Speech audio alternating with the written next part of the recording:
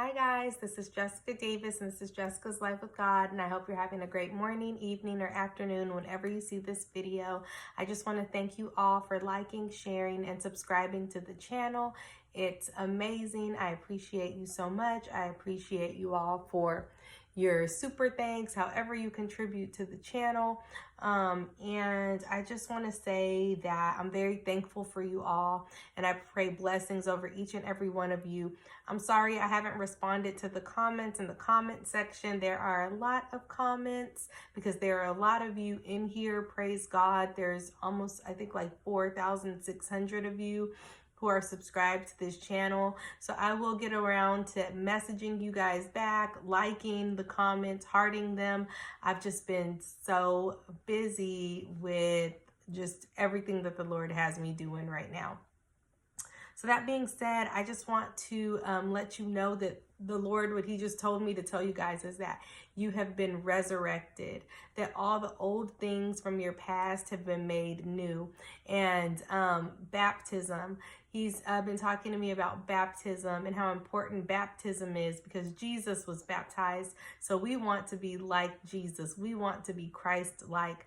So some of you guys, the Lord has been nudging you to get baptized, and you may be thinking like, I've already been baptized. I don't need to be baptized again. But let me just tell you a little bit about my testimony and how I ended up being baptized again. The first time I was baptized, I was like 8 or 9 years old, I believe. The second time I was baptized, I had gotten into a really bad car accident. I almost died. However, I survived. My car hydroplaned into a swimming pool with me in it. That is what happened, and the Lord saved my life dramatically. And I told myself that I was not going to be afraid of water after this accident, that I was not, that I refused. I refused to be afraid of water. So, I got a rental car after my car accident because one of my friends invited me to church, the church I attend now, which is New Life Church. She invited me, and so I decided to go. I went, and when I got out of the car, I heard the Holy Spirit say, "You are going to be baptized." And I actually rebuked the thought because I said I had already been baptized, and I didn't have a complete understanding of what baptism was. Well, I go inside the church, and as soon as I get in there, the entire sermon is about being baptized. It's about being baptized in water. It's also about being baptized in the Spirit, which I didn't completely understand at that time. But I knew I had to get baptized because of the fact that this was a confirming word from the Lord, because I heard it outside and I heard it when I got in there. So I end up getting baptized. And as I get baptized, all the weight and all the pain, all the anxiety from the car accident was just like gone. Like all of that was gone.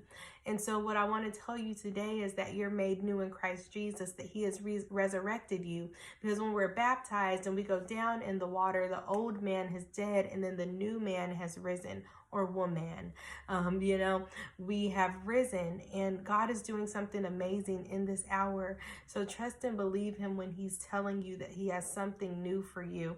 I was reading Ephesians, and this is when Paul, the apostle, went to visit the saints of Ephesus, and what it says in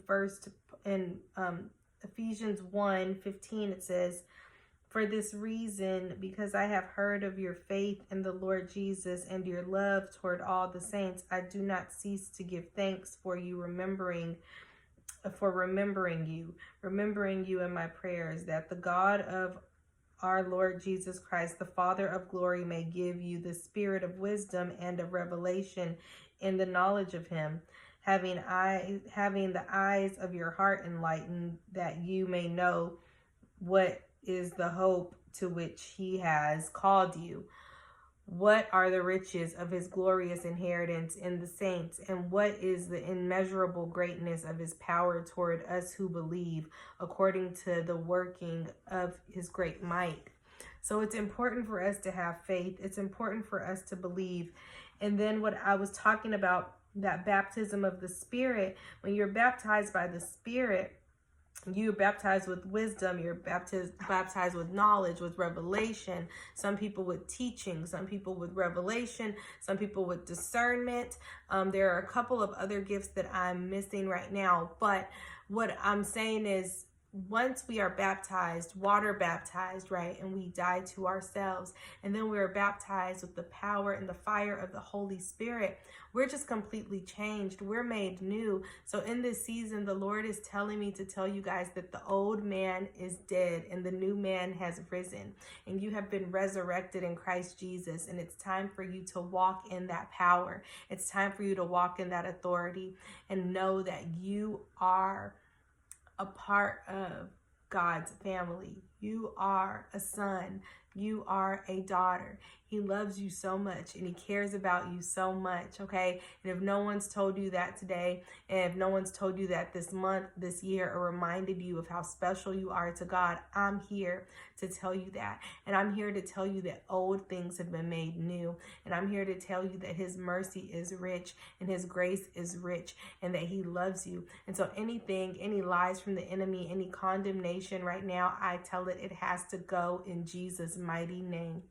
Right now, Father God, I pray over my brother or my sister who's watching this word, and I say that they are righteous. I say that they are whole. I say that they are good because you are good, and the things that you create are good. And I come against the flesh and the blood that we have, God, that tries to convince us to do things that are wrong. I say no, that we have faith and that we believe that we are holy and that we are righteous and that we are going to try to live perfect lives. We know that we aren't perfect. We know the only perfect one is Jesus, but we want to be like Jesus. So God, thank you for what you're doing in my friends. Thank you for what you're doing in my family.